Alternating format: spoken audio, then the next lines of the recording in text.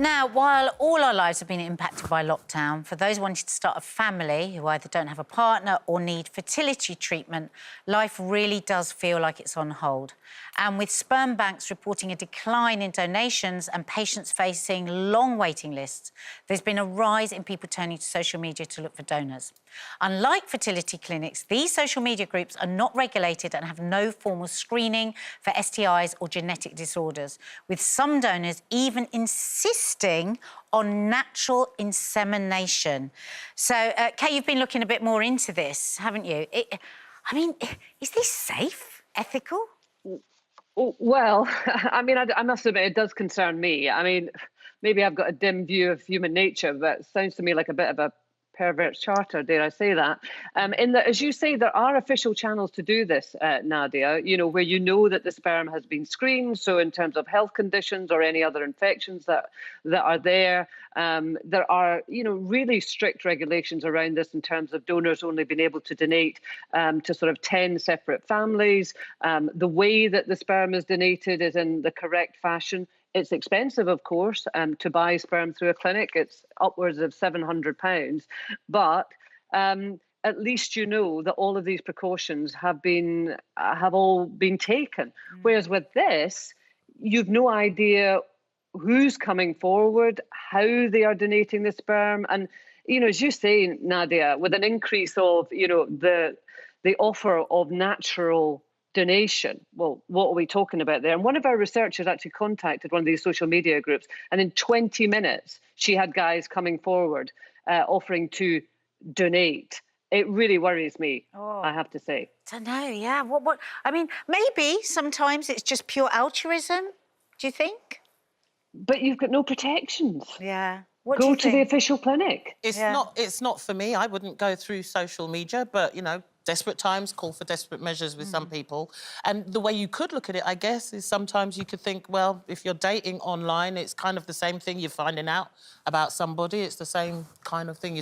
There's no baby at the end of it, maybe. Yeah. But I suppose when somebody wants something so desperately, you can be in a really vulnerable position, can't you? I can totally appreciate why someone would seek out help this way. You know, like what Kaye was saying, it is expensive.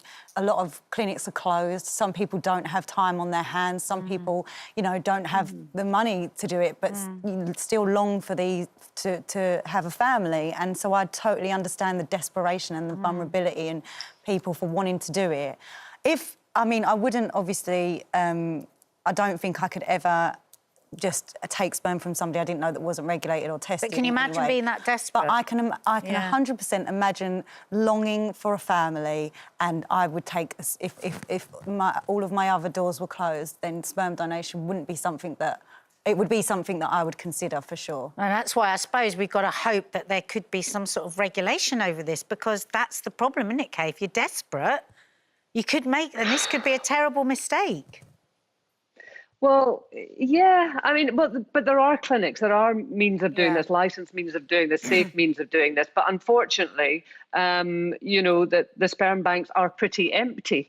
And so social media is obviously open to abuse. I mean, you're not supposed to ask for money, but how do you know that people won't ask for money?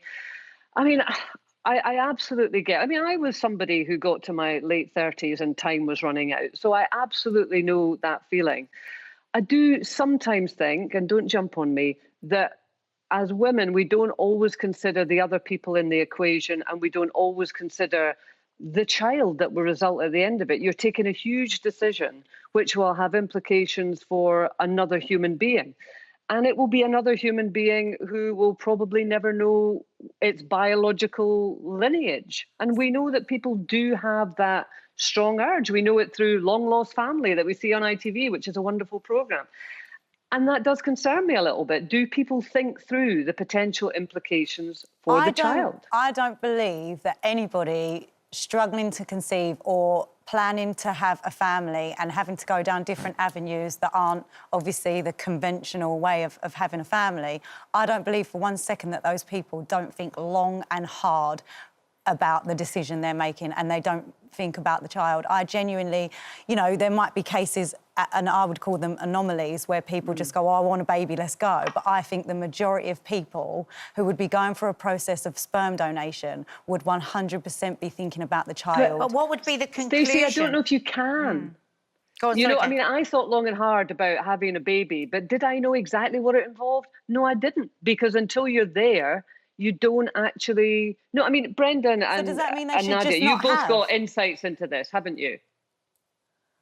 Brenda. Well, I mean, obviously, both of my children, you know, they're not in touch with their biological fathers, but I don't think that has damaged them in any way. But at the same time, I know that there's questions that they might want to ask me, and for me, as the parent, as their mother that's there around them, I think it's just for me to give them the correct and the truth and honest answers of, you know, the lineage of where they come from. Myself personally, not knowing my mother and father growing up, I don't think it's affected me, but on other ways it has affected me. So there's positives and negatives to both of it. I just think if it's your body and you choose to do something like that, then, you know, like I said, the same as online dating, it's the same thing. You get to know somebody online, you ask them the questions, it's down to you to be responsible, and then be responsible if you want that child to go that route. I don't know what the suggestion is here, though, because yes, we all sit, you know, or sometimes we don't. I didn't sit and think about what I was doing when I had my first child. I didn't even know I was pregnant. I didn't know I got pregnant, but here we are. It's not an ideal circumstance, but, you know, I love my children unconditionally and they're amazing human beings. We're all in different situations and circumstances all of the time, and I just don't think it's fair to sit there and say, yeah, but if you want a baby and you're getting a sperm donor, have you considered the child and do you think it's fair? I just feel like... Well, why wouldn't you consider the child? I mean, I'm not saying you can't do anything, but surely... I don't Well, it's believe that's interesting you not the say that. forefront of their...